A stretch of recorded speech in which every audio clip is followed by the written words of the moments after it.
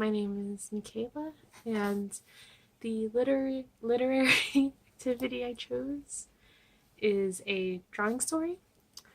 And the way I interpreted that was um, kids being able to choose a book or being in a group of kids and reading to them and having them decide, what the illustrations can look like. Um, I've also done something like this in the past as a student. When I was younger, my teacher let us publish our own books. She had books binded, so we created a story and we were able to illustrate everything.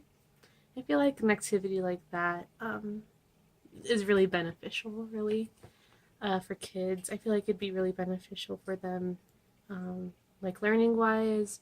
There's a lot of studies out there that show kids being creative can be really beneficial to them learning. Um, some that I found were they develop fine motor skills, encourage visual analysis. They're able to be more creative when they problem solve, which I felt like that was a really big thing. And something I didn't know was that it also improves hand-eye coordination, um, which that to me was really interesting. The book that I chose for this project was just a book that it's an older book. It's from '94, not necessarily old, I guess, but just an older kids book. I noticed now that kids books are illustrations are a little more detailed, a lot more colorful. But so this is Odds and Evens by Heidi Goenno by Heidi G.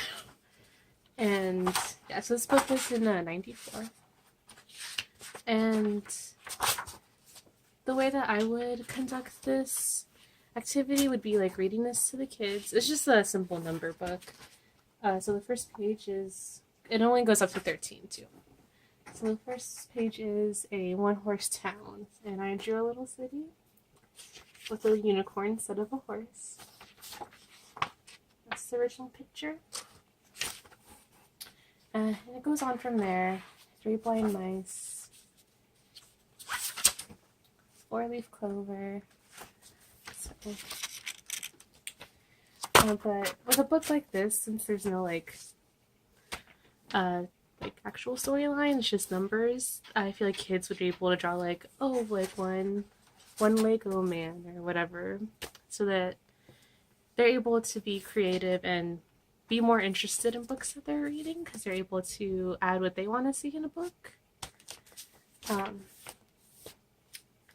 Yeah, I just feel like that'd be very beneficial.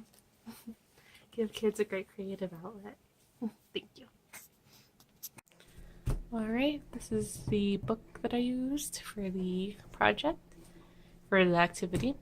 Odds and Evens by Heidi G. I don't know how to pronounce that. And so this is a book all about numbers. It goes up to 13. And every number has a little saying that goes with it. And so I redrew the picture that also went with it. So number 1 is a one-horse town. And this is the picture that was originally there. And I thought it'd be cute for kids to have a unicorn instead of a horse. Number 2 is 2 in the bush. There are 2 little cats in the bush.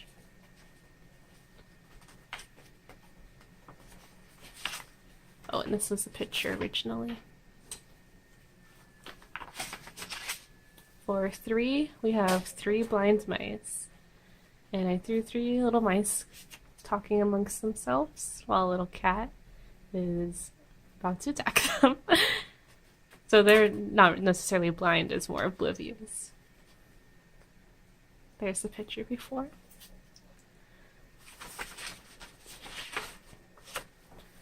For this we have for number 4 we have a 4-leaf clover.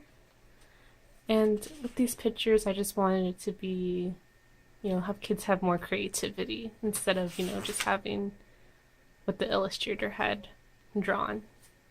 So for four-leaf clover, I drew a picture of a girl.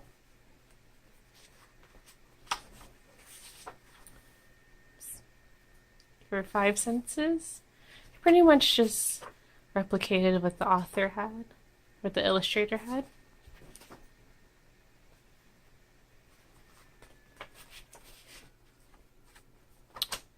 Six of one and half dozen of the other. So I drew, drew six little chicks. Before it was just one little chick with 6 eggs around it, but I just decided to draw 6 chicks.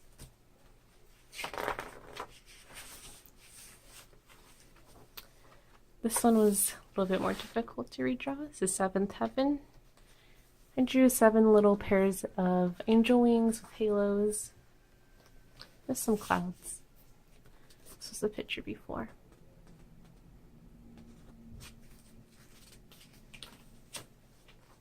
And behind the 8-ball. 8-ball here. I drew it so a really big spider would be behind it. It's the picture before.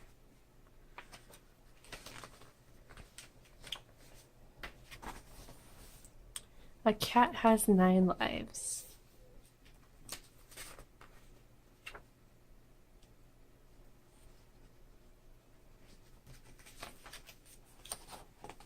A 10-gallon hat.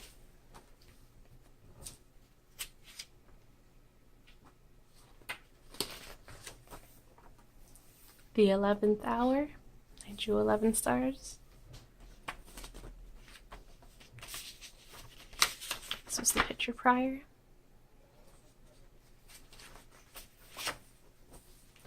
The clock strikes 12.